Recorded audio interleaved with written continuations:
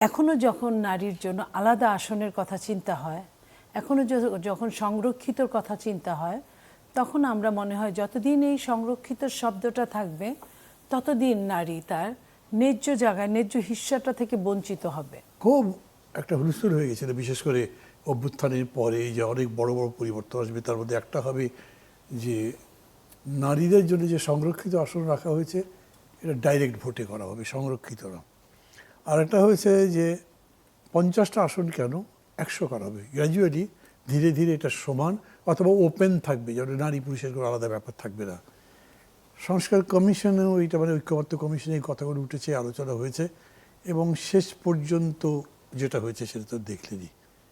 আপনার কাছে রিয়াকশন কি, কেমন লাগছে? আচ্ছা, প্রথম একটা অভিনন্দন জানাই আপনাকে, আজকে তো শপথ দিয়েছেন, সেই জন্য অভিনন্দন। তার সাথে সাথে এই বিষয়টাও বলবেন যে কি ফিল করেন এইরকম সংসদে গিয়ে এবং যা হওয়ার কথা ছিল সেই ব্যাপারেই বা আপনার ধারণা কি, যেটা আলোচনা হয়েছিল। ধন্যবাদ আপনাকে মান্য ভাই। আপনি রাজনীতির একজন প্রবাদ পুরুষ, আপনার সাথে কাজ করতে পারলে ভালো লাগে। এখন উপস্থাপকও বটে, এটা বললাম, এবং প্রপার উপস্থাপক। Thank you. আর আপনার যে আজকের প্রশ্নটা খুবই প্রয়োজনীয়, গুরুত্বপূর্ণ একটা প্রশ্ন আপনি করেছেন। সেটা হচ্ছে যে স্বাধীনতার পরে, আমি যদি স্বাধীনতা থেকে আসি, নারী তখন পশ্চাৎপদ ছিল। নারীকে পশ্চাৎপদতা থেকে অগ্রসর করার জন্য 15টা আসন দিয়ে নারী এই সংরক্ষিত আসন শুরু হয়েছিল, যাতে নারী পুরুষ একসাথে একটা সময় কাজ করতে পারে। আজকে যখন আমি আপনার সামনে কথা বলছি, আমি এই বছরের রিপোর্ট এখনও পাইনি, গত বছরের রিপোর্ট অনুযায়ী ঢাকা বিশ্ববিদ্যালয়ে নারী পার্সেন্টেজ ছিল 53%, 53%। তার মানে পুরুষ 47%। বাংলাদেশের সমস্ত মেডিকেল কলেজগুলোতে নারী ছিল 65%, পুরুষ ছিল 35%। আমি 2-1 দিন আগে আপনার স্বাস্থ্যের ডিজির সাথে কথা বলতে একটা সময় উনি বললেন এবার আরও বেশি, কিন্তু প্রপার হিসাবটা এখনো হয় নাই। নারীর যখন এই অবস্থা, এটা বললেন না এবারে ভোটারদের সংখ্যা, এবারে ভোটারদের সংখ্যা নারীর ভোট পুরুষের চেয়ে বেশি, এবং নারীরা অ্যাক্টিভও বেশি।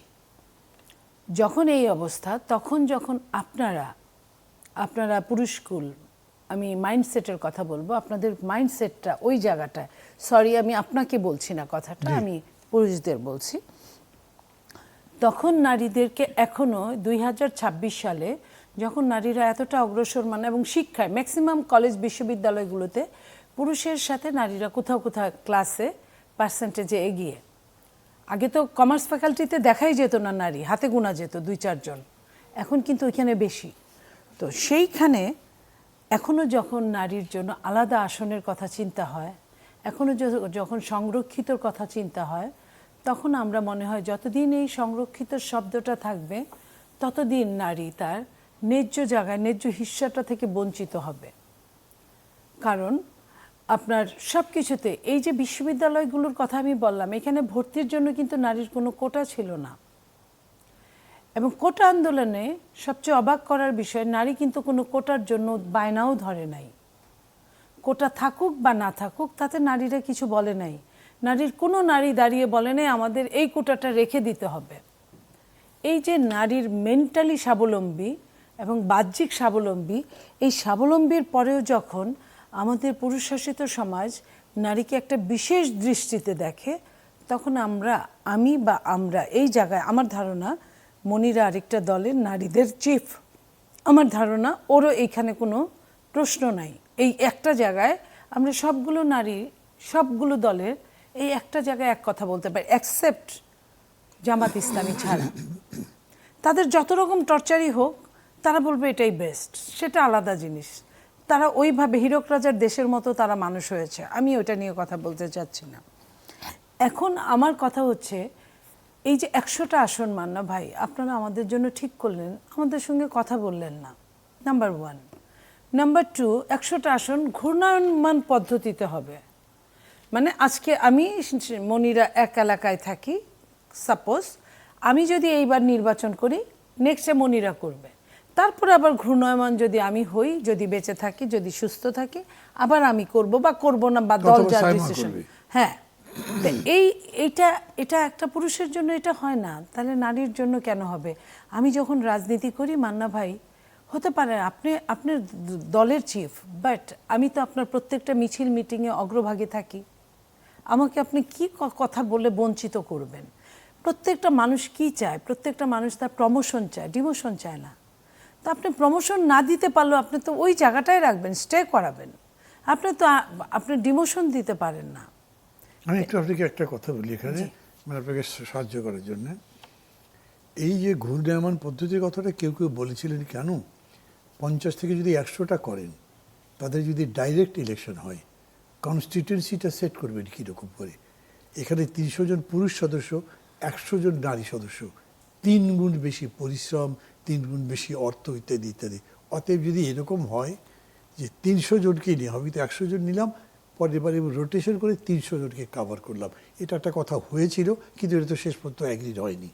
না, সেটা এই ধরনের কথাগুলো যখন আমাদের নিয়ে হয়, সেটা তো এমনও হতে পারতো মান্না ভাই, যে একটা জায়গা ঠিক করলাম যে এইটুক নারীর 100টা আসনকে 56,000 বর্গ মাইলটাকে 100 আসন দিয়ে ভাগ করে ফেলা হলো। এটা হলে খারাপ হতো না।